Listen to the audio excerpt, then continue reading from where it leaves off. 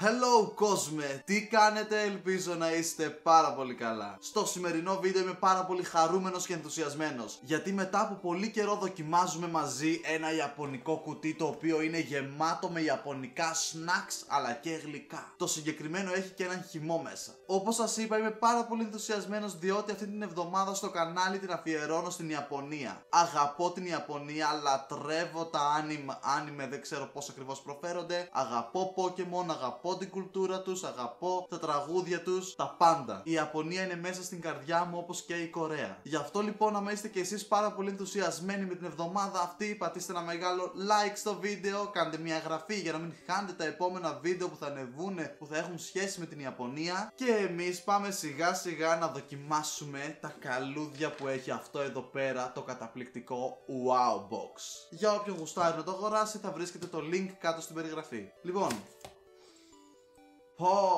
παιδιά, με το που το ανοίγεις μυρίζει υπέροχα. Μυρίζει σοκολάτα, δεν μπορώ να καταλάβω τι ακριβώς είναι, κάτι γλυκό μυρίζει. Λε.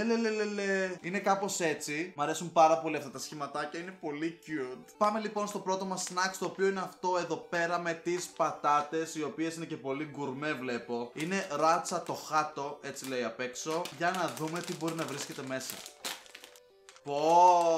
Παιδιά, μυρίζει πάρα πολύ έντονα και είναι κάτι sticks από πατάτες. Κάτι τέτοιο. Μυρίζει κάτι σε τυρί, κάτι σε λιωμένο τυρί βασικά, όπως δείχνει και απ' έξω. Ή βούτυρο, τι είναι αυτό.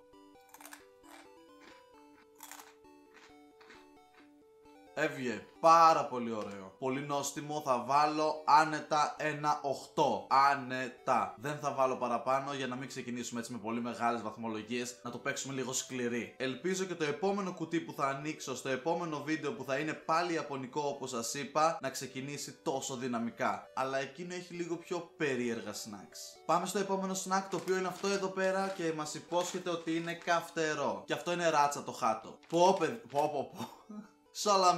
Σαλαμίλα λελελέ. Όχ, παιδιά, είναι πατατάκια και καλά σαν φέτα σαλάμι. Βρωμάει σαλάμι, έτσι, βρωμοκοπάει. Είναι και καυτερό. Λελελέ. Καλά, αυτό καίει. Μου αρέσουν πολύ τα καυτερά, μου αρέσει και το σαλάμι, μου αρέσει και το πατατάκι. Νομίζω ότι ήταν πολύ καλό, αν και καίει αρκετά. Θα βάλω ένα 7. Το προηγούμενο μου άρεσε περισσότερο. Πάμε σε ένα ακόμη πατατάκι, το οποίο είναι από ξηραμένο σκόρδο και έχει εδώ πέρα, βλέπω, μία σάλτσα με πορτοκάλι. Για να δούμε τι θα είναι. Έχει διάφορες συσκευασίες. Πολύ μπαχάρι ρε παιδιά, πολύ μπαχάρι. Πως σκορδίλα. Μυρίζει πάρα πολύ. Άντε, πάμε. Παιδιά, δεν είναι κακό. Αντιθέτως, είναι πάρα πολύ νόστιμο. Είναι κρακεράκι, το οποίο ναι μεν σου αφήνει τη σκορδίλα, αλλά έχει και κάτι ακόμη μέσα, το οποίο το κάνει πάρα πολύ νόστιμο. Νομίζω ότι το συγκεκριμένο snack είναι ένας από τους λόγους που θέλω να πάω Ιαπωνία σαν τρελός. Πάρα πολύ νόστιμο, πολύ γκουρμέ. Δεν μου αρέσουν συνήθως τα γκουρμέ, αλλά το συγκεκριμένο το λάτρεψα. 10. Πάμε σε μπουκίτσες κοτόπουλο μαζί με πίτσα από πάνω, βλέπω. Ωραία συστατικά. Όλα στα ιαπωνικά είναι. Δεν καταλαβαίνω Χριστό. Είναι από την εταιρεία Junk King και πάμε...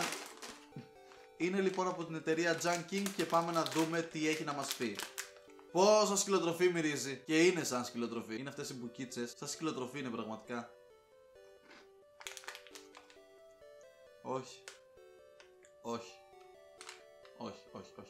Καταρχάς δεν έχει καμία σχέση με κοτόπουλο. Είναι λες και έχεις πάρει σκυλοτροφή και την έχεις βουτήξει μέσα στη γραβιέρα. Αυτό το πράγμα ακριβώς. Μην ρωτήσετε πως ξέρω τι γεύση έχει η σκυλοτροφή. Έχω δοκιμάσει σε προκλήσεις. Θα του βάλω ένα 4. Και πολύ είναι. Πάμε σε κάτι το οποίο λάτρεψα μόνο και μόνο από τη συσκευασία. Είναι καταπληκτικό, είναι πανέμορφο, το αγαπώ. Νομίζω ότι θα μου αρέσει και πάρα πολύ. Είναι καραμελωμένα γαριδάκια το χάτο, τα οποία γιορτάζουν κάτι στα ιαπωνικά με το νούμερο 45. Δεν ξέρω τι είναι, αλλά το γιορτάζουν. Τώρα τι γεύση θα έχει πέρα από καραμέλα δεν κατάλαβα. Γιατί είναι κάτι σαν φρούτο, κάτι σαν κασέρι, δεν ξέρω. Μυρίζει πανέμορφα. Είναι φρούτο. Πρέπει να είναι εκείνα τα φρούτα του πάθους που λέμε. Παιδιά, είναι σεξ. Αλήθεια. Wow Box, σε παρακαλώ στείλε μου κι άλλες τέτοιες συσκευασίες. Είναι πάρα πολύ νόστιμα. Ουσιαστικά ήταν γαριδάκια με γεύση καραμέλα και φρούτα του πάθους. 10. Πάμε λοιπόν σε ένα ζελεδάκι με γεύση ανανά και μήλο. Νομίζω ότι θα μου αρέσει πάρα πολύ αυτό. Αγαπώ τον ανανά και αγαπώ κυρίως τα πιάτα που έχουν μέσα ανανά. Δώσ' το μου. Μυρίζει καταπληκτικά.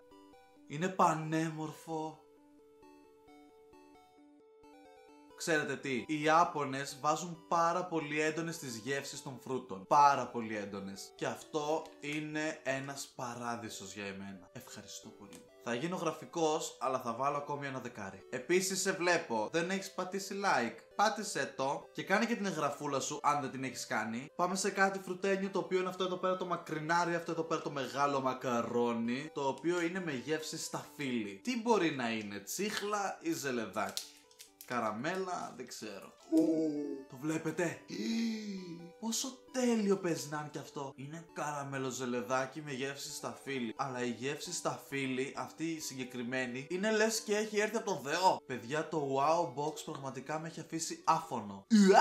Θα ξαναβάλω 10. Τι γίνεται ρε παιδιά? Εννοείται πως με το που τελειώσω το βίντεο θα πάω να ορμήξω. Πάμε σε σοκολατάκια. Για να δούμε τι έχουν να μας πούνε τα σοκολατάκια Meiji Galbo. Είναι έτσι και... μπορώ να παραγγέλνω το συγκεκριμένο κουτί ξανά και ξανά και ξανά. Κάθε μέρα. Έχει ένα από το καθένα από αυτά που μου αρέσουν. 10. Πάμε λοιπόν και στο χυμούλι των Kangom, ο οποίος έχει μέσα φρούτα. Ανανά, ροδάκινο, μπανάνα, σταφύλι, μήλο, ρόδι, αχλάδι και σίκο. Νομίζω ότι θα μου αρέσει. Παιδιά, δείτε ένα καλαμάκι. Είναι τέλειο. Ξαναμπες στη θέση σου. Ήμουν 100% σίγουρος ότι θα μου αρέσει. Πολύ ωραία γεύση, πάρα πολύ ωραία γεύση. Έντονα όλα τα φρούτα, δηλαδή αντιλαμβάνομαι όλα τα φρούτα που υπόσχεται. Νομίζω θα βάλω και εδώ πέρα ένα 9. Και να προσθέσω ότι αυτός ο χυμός είναι και φθινοπορεινός, όπως δηλώνει. Πάμε λοιπόν και στο τελευταίο, καραμελομαστίχες ή μαστίχες νομίζω είναι, με γεύση ροδάκινο. Δεν μας χαίρεται εύκολα βέβαια. Ήταν μια καραμελομαστίχα με γεύση ροδάκινο όπως σας είπα. Έχει πολύ έντονη γεύση ροδάκινο, κλασικά. Δεν μας χαίρεται εύκολα, επομένως θα βάλω ένα 7. Μου άρεσε αρκετά, αλλά το γεγονός ότι δεν μας χαίρεται εύκολα και ότι δεν λιώνει τόσο εύκολα με ξενέρωσε λίγο. Αυτό λοιπόν ήταν το βίντεο παιδιά, ελπίζω να σας άρεσε πάρα πολύ όσο μου άρεσε και εμένα. Μου αρέσει πάρα πολύ να δοκιμάζω snacks και γλυκά από διάφορες χώρες, γι' αυτό θέλω να μου αφήσετε από κάτω ένα σχόλιο με το ποια χώρα γουστάρετε να δείτε. Αυτά είχα να πω, ελπίζω να απολαύσετε την Ιαπωνική εβδομάδα που έρχεται. Πάρα πολύ ωραία βίντεο έρχονται και εμείς θα τα πούμε στο επόμενο που είναι πολύ σύντομα. Αυτά λοιπόν, αφήστε ένα μεγάλο like αν δεν το αφήσατε ακόμη επειδή σας έχω πρίξει κιόλας. Κάντε μια εγγραφή για να μην χάνετε τα επόμενα και φιλάκια πολλά.